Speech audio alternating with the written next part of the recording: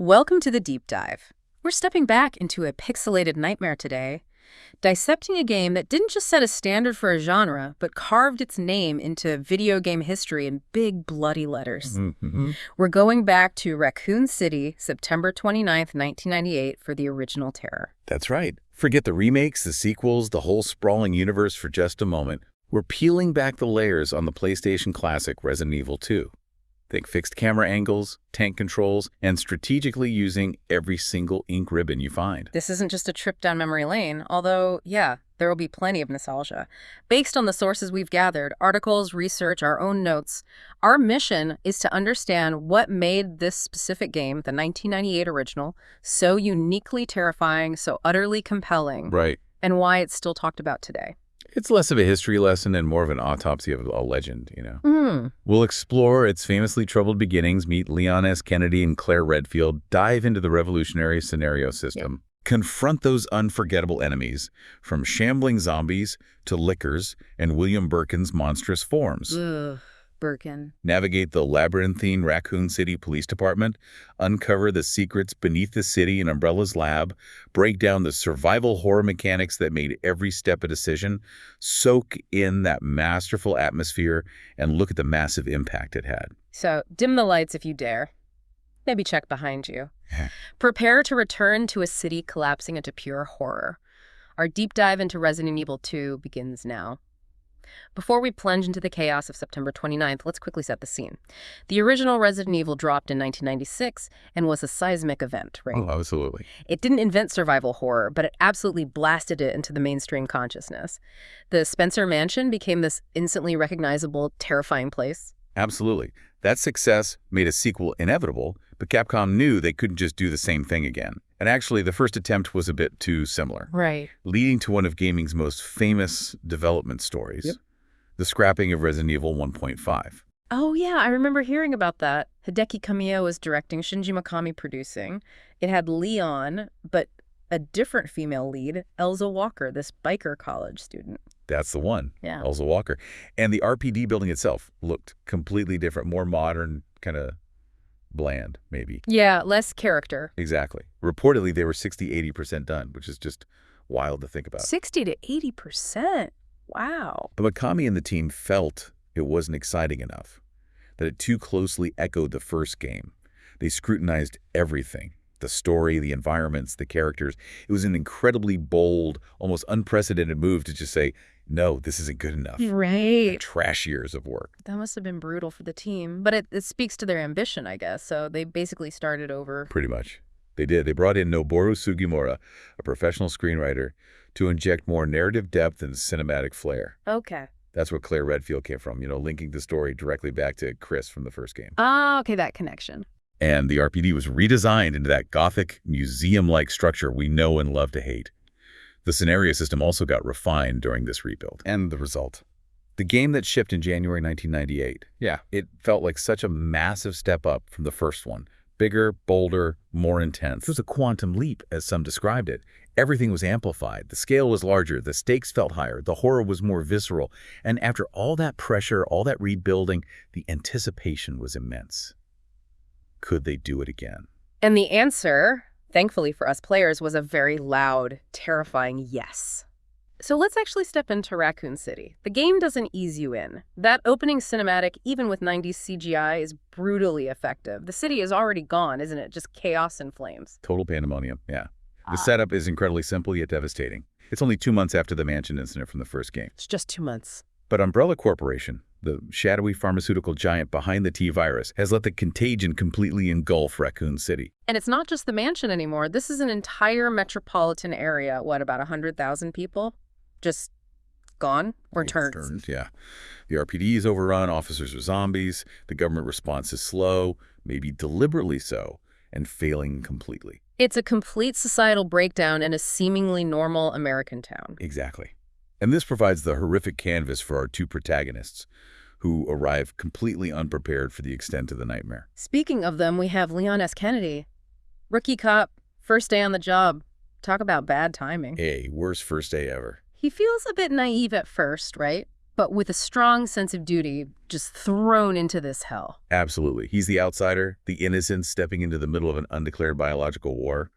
And then there's Claire Redfield searching for her brother, Chris. Right, Chris from RA1. Who went radio silent after the mansion incident. She's a college student, resourceful, determined, riding her motorcycle into this mess. Her search for Chris quickly turns into a fight for her life.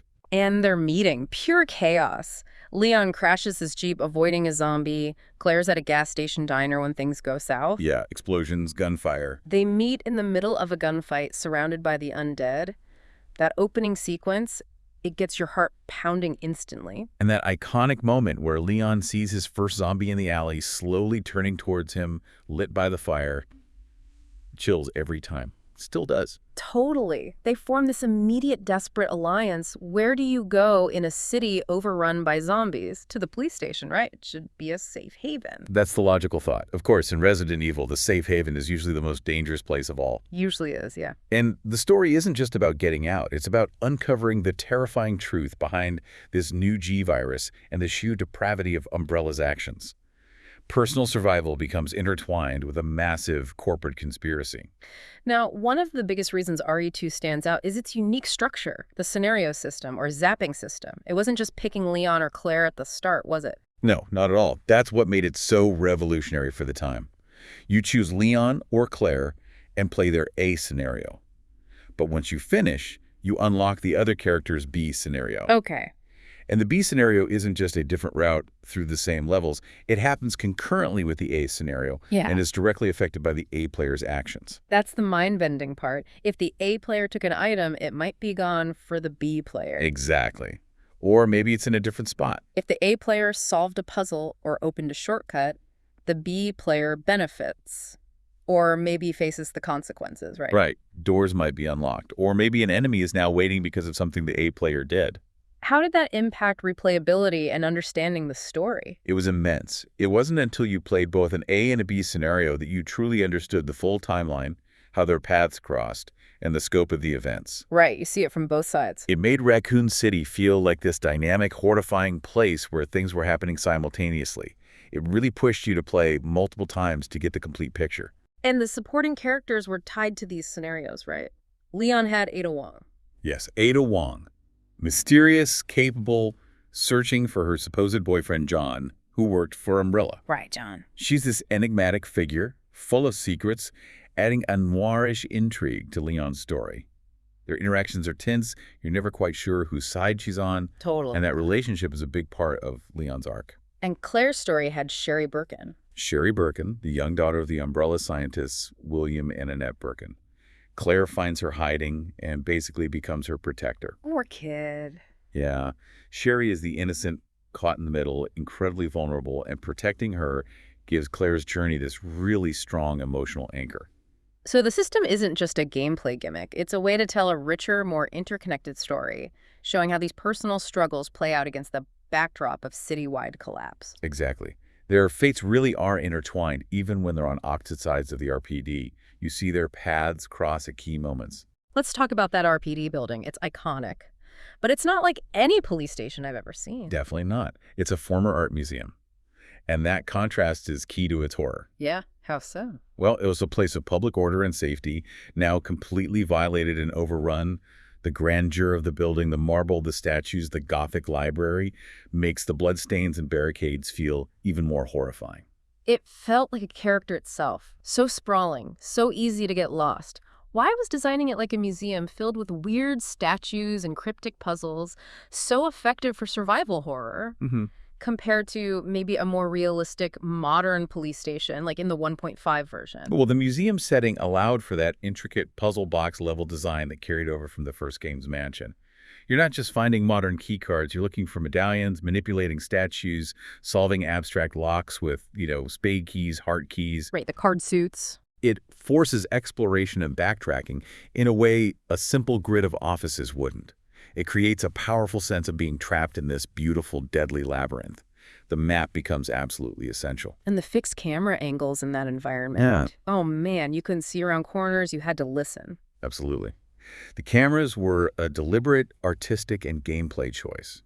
They added so much to the suspense by restricting your view, They could hide enemies just out of sight, Yeah, terrifying. create cinematic tension, and emphasize that feeling of vulnerability.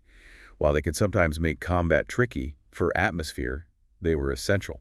They forced caution and made every new room feel like a potential ambush. The state of the RPD told a story, too. Notes from doomed officers, barricaded doorways, the bodies. It felt like you were walking through the aftermath of a brutal battle that the good guys lost. It did. Characters like Marvin Branagh, the injured officer you meet early on. Oh yeah, Arvin. He really grounded the human tragedy of what happened there before you even arrived. The RPD wasn't just a level, it was a monument to failure and despair. And it's where we first meet those terrifying lickers. Yes. Crashing through that one-way mirror, an absolute classic jump scare, still gets people. Totally. Lickers were a huge step up from zombies, fast, agile, wall crawlers, that terrifying tongue attack. You had to completely change your tactics for them. The RPD really served as the player's first major test, teaching you how to survive in this world. So let's talk about actually playing the game. The mechanics are pretty old school now, but they were key to that survival horror feel, weren't they? Absolutely. At the core is inventory management. This is survival horror 101. 8 slots. 8 slots, that's it. Every item takes up space. Do you carry extra ammo, a healing item, a key item for a puzzle? You were constantly making agonizing decisions. And finding a crucial item when your inventory was full was the worst. You'd have to check back to an item box. Ugh. Item boxes were your only friends in this game. Linked storage and safe rooms. They offered respite, but also forced strategic planning. If you needed something you left in a box across the map, well, you had a journey ahead of you, probably through dangerous territory again. The combat felt very deliberate, too. Not run and gun at all. Tank controls could be tricky to learn, but once you got them... They were precise for navigating those fixed camera environments. Up is forward relative to the character. It feels awkward initially, but it gives you fine control over movement. Combat was about spacing, aiming carefully, mostly straight ahead, maybe up or down a bit, and knowing when to use specific weapons. Because ammo was precious. You couldn't just blast everything. Sometimes running away was the only option. Conserving ammo was paramount. Every bullet counted. Missing a shot with your Magnum or grenade launcher felt like a real blow. And zombies grabbing you if you got too close added to the pressure. You had to keep your distance, manage crowds. And saving the game required ink ribbons at typewriters. That seems so arbitrary now, but it added serious tension back then. It absolutely did. Saving wasn't a casual autosave. It was a finite resource. Every save was a conscious decision.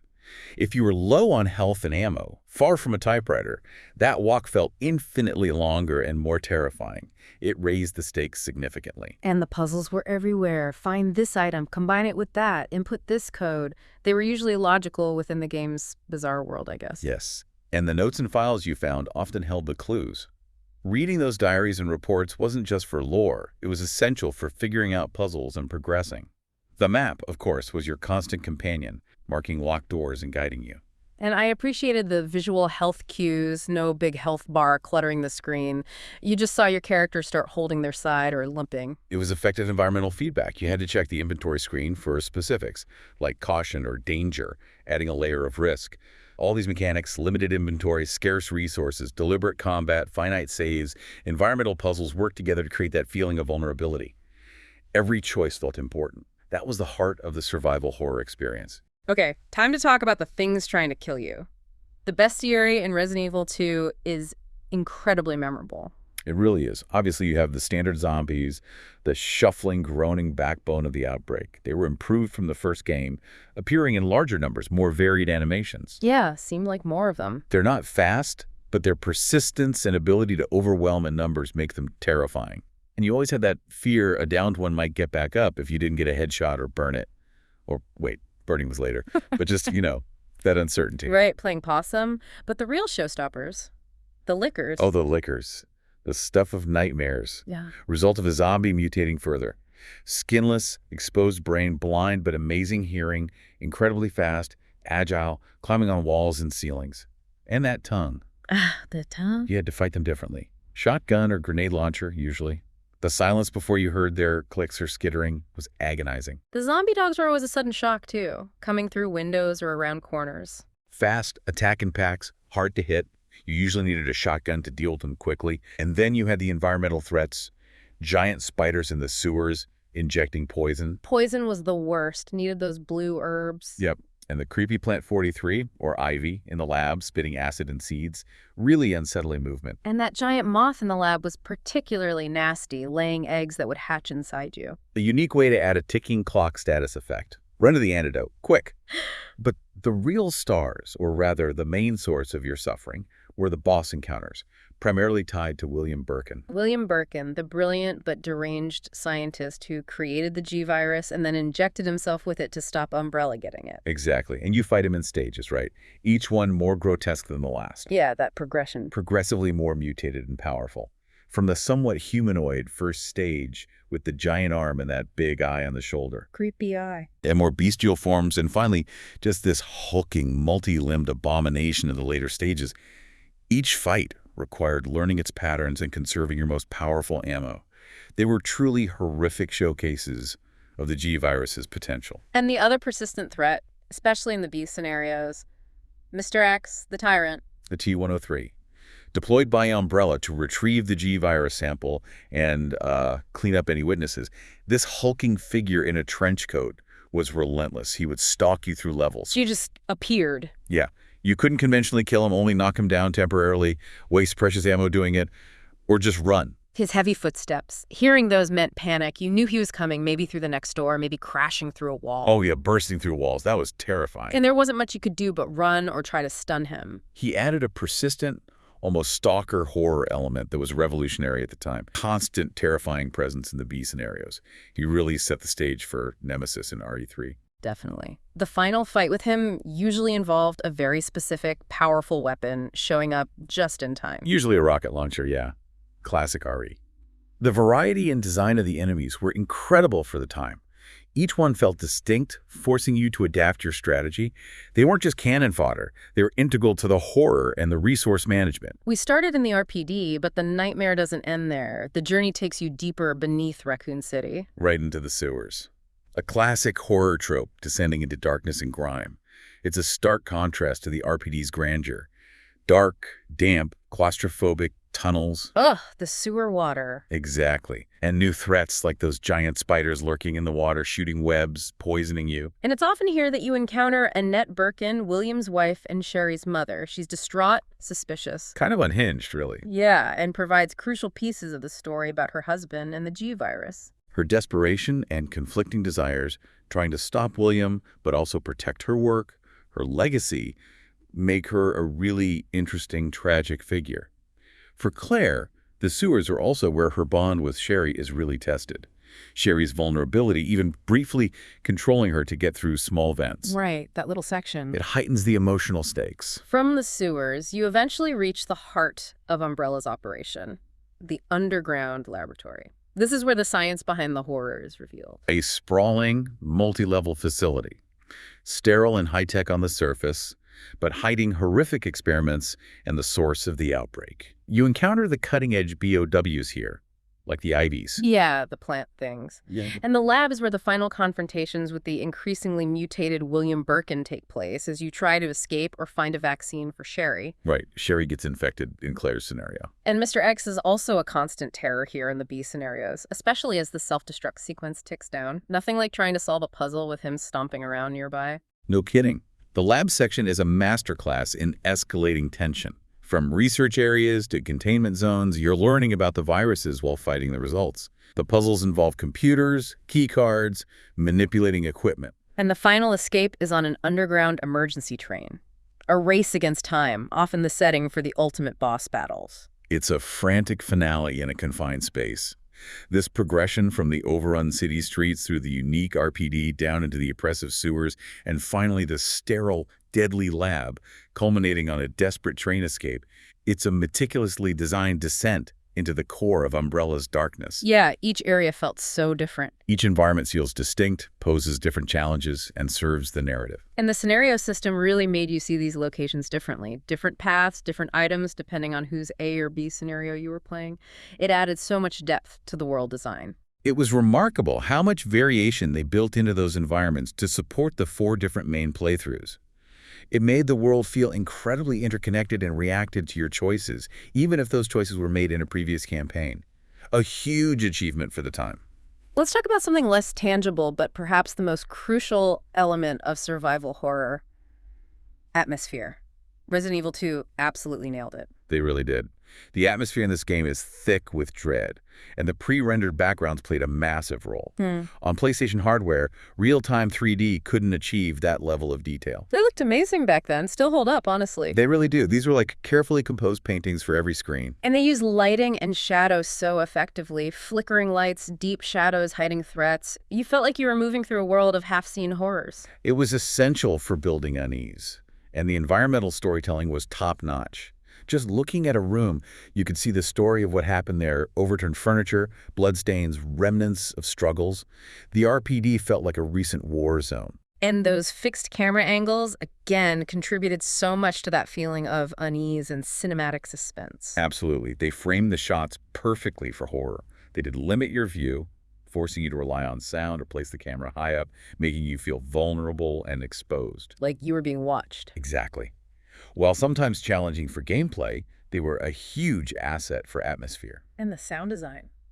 Wow, this game sounds terrifying. Incredibly effective. The ambient sounds alone built tension: distant groans, skittering noises, water dripping, machinery hum. Even when you saw nothing, you heard the danger. It kept you on edge constantly. And the enemy sound cues were perfect. You knew that Shuffle was a zombie, that Hiss was a licker, and Mr. X's footsteps. Mr. X's heavy footsteps are legendary for inducing panic. Hearing that thud, thud, thud getting closer was a terrifying herald. It completely changed how you move through an area. You just freeze and listen. Yeah, where is he? Yeah. Which way? The weapon sounds felt impactful too, adding a visceral punch to combat. They did. Gunshots sounded powerful. Successful hits had this satisfying, squelching feedback. Made landing those precious shots feel good. And then there's the music. The soundtrack is iconic. It's fantastic. That save room theme, secure place, it's almost universally beloved. Walking into a save room, the music changes to that gentle, melancholic tune. It's this incredible oasis of calm. It made the dread outside the safe room feel even more intense by comparison. That shift back to the scary music. Exactly. The exploration themes maintain tension without being overly aggressive. Then the combat music kicks in, ratcheting up the urgency. And the Mr. X pursuit theme is pure anxiety fuel. Totally. They also use moments of pure silence effectively, which can be more unnerving than any noise, just your footsteps echoing in an empty hall. The combination of these elements, the detailed, decaying visuals, the strategic camera work, the evocative sound design, the unforgettable music, created this incredibly thick atmosphere of dread, suspense, and vulnerability. You rarely felt truly safe. No, never truly safe. It wasn't just about jump scares. It was this pervasive feeling of being hunted, being isolated. That atmosphere is arguably the primary reason it transcended just being a video game and became a deeply immersive, genuinely terrifying experience that stuck with players for years. So when Resident Evil 2 dropped in January 1998, what was the reaction? Was it immediate?